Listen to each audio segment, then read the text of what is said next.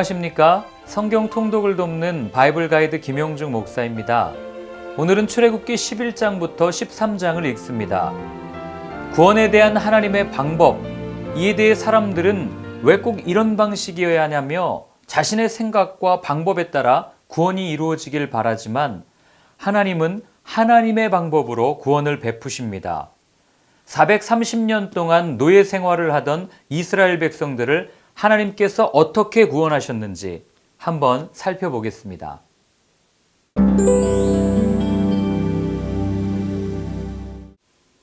아홉 번째 재앙이 지난 후 하나님께서 한 가지 재앙을 더 말씀하십니다. 그런데 그 재앙을 말씀하시기 전에 이스라엘 백성들에게 애굽 사람들에게 가서 은과 금, 폐물을 구하라 말씀하십니다. 마치 앞으로 지내게 될 광야 생활의 노잣돈을 준비하듯 말입니다.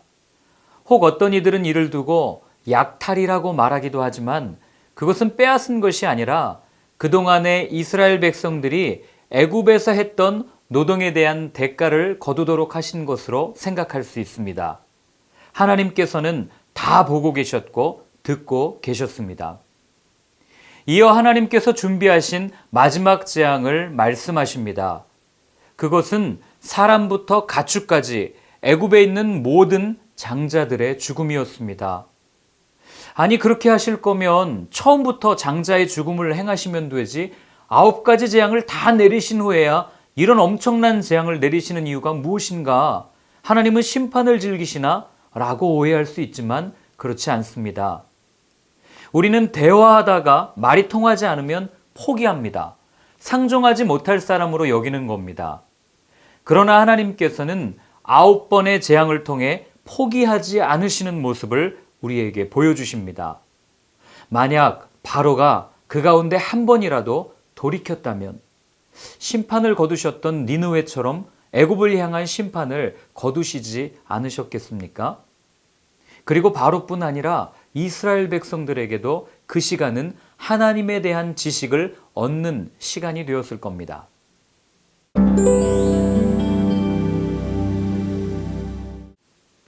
드디어 마지막 재앙이 시작됩니다. 애굽에서 장자의 의미는 남다릅니다.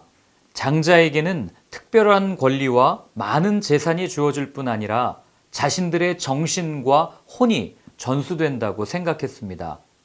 그렇기에 초태생은 내 아들이지만 내 가축이지만 내 것이 아니요 생명을 잇게 한 신의 것이라고 믿었던 겁니다. 장자가 죽었다는 것은 애굽이 망했음을 말해주는 겁니다.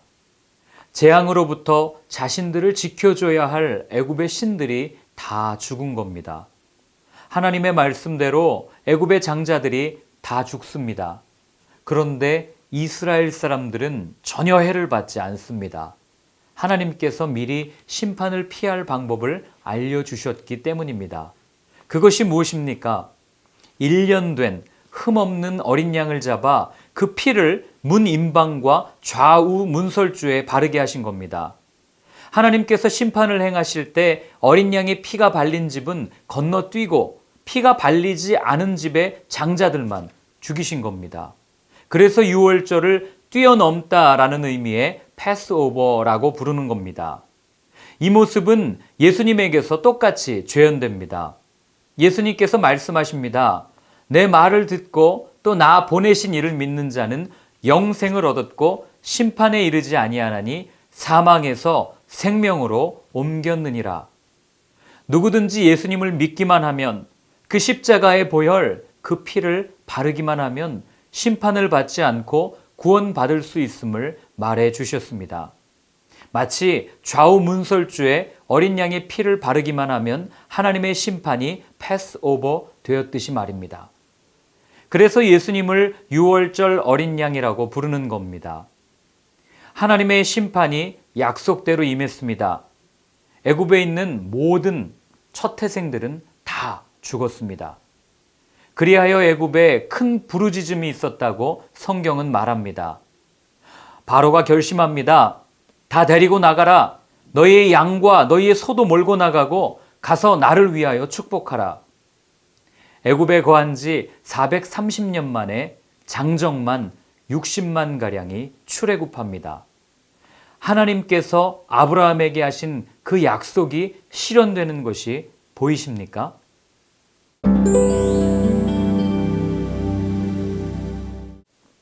숫곳이라는 곳에 도착한 이스라엘 백성들, 그곳에서 모세는 한 가지 명령을 내립니다. 바로 초태생 규례입니다. 이스라엘 자손 중에서 사람이나 짐승을 막론하고 처음 태어난 것을 거룩하게 구별해서 하나님께 드리라는 겁니다. 그런데 나귀만 양으로 바꾸어 드리라고 합니다. 그 이유는 나귀는 하나님께 드릴 수 없는 부정한 동물이었기 때문입니다. 하나님께서 이런 명령을 주신 것은 그 의식 자체에 무슨 신령한 힘이 있어서가 아닙니다. 그 절기들을 통해 하나님의 위대한 구원의 역사를 기억하라는 의도였습니다. 그래서 손에 기호와 미간에 표를 부착하고 다니라고 말씀하신 겁니다. 이제 본격적인 광야 생활이 시작됩니다. 이스라엘 백성들을 가나안 땅에 하루라도 빨리 도착하게 하려면 블레셋 사람의 땅의 길로 보내야 했습니다. 이 길은 애굽에서 가나안 땅으로 들어갈 수 있는 가장 빠른 지름길이고 국제 해안도로로 요셉이 노예로 팔려올 때 지나왔던 길입니다.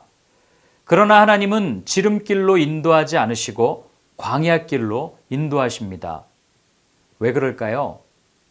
그 길을 경비하고 있는 애굽의 군인들을 보면 무서워서 다시 돌아갈까 봐. 그들은 요셉의 말대로 그의 유고를 가지고 숫곳을 떠나 에담의 장막을 칩니다. 그때 하나님께서는 그들을 위해 낮에는 구름 기둥으로 밤에는 불 기둥으로 인도해 주십니다. 어떤 학자들은 사람들이 만들어낸 기둥이라고 말합니다. 그래서 구름 기둥은 낮에 번제물을 태우는 연기였고 불 기둥은 밤에도 꺼지지 않는 번제단의 불이었다고 해석합니다. 그러나 이 두 기둥은 성막이 생기기 전부터 이스라엘 백성을 인도해 나가는 것을 볼 때 분명한 하나님의 임재를 나타내는 초자연적인 일이었음을 알 수 있습니다.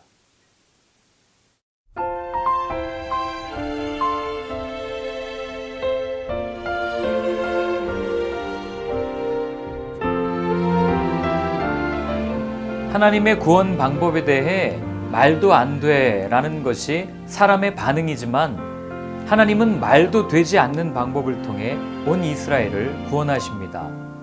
그래서 바울은 하나님의 어리석음이 사람의 지혜보다 더 지혜롭고 하나님의 약함이 사람의 강함보다 더 강하다고 말합니다. 유한이 무한을 품을 수 없듯이 영원하지 못한 사람이 영원한 하나님을 품을 수 없고 그분께서 하시는 일들을 온전히 이해할 수 없습니다. 따라서 구원에 대한 하나님의 방법과 뜻을 대하는 자세는 이해가 아닌 순종이어야 합니다. 내 것으로는 힘듭니다. 그래서 더더욱 성령님이 필요합니다. 우리는 믿어야 합니다. 모든 것이 합력하여 선을 이루실 것을. 우리는 바라보아야 합니다. 모든 것에 생명을 주시기 위한 하나님의 방법을. 우리는 감사해야 합니다. 그 생명을 받을 자격이 없는 나에게도 주셨음을 말입니다.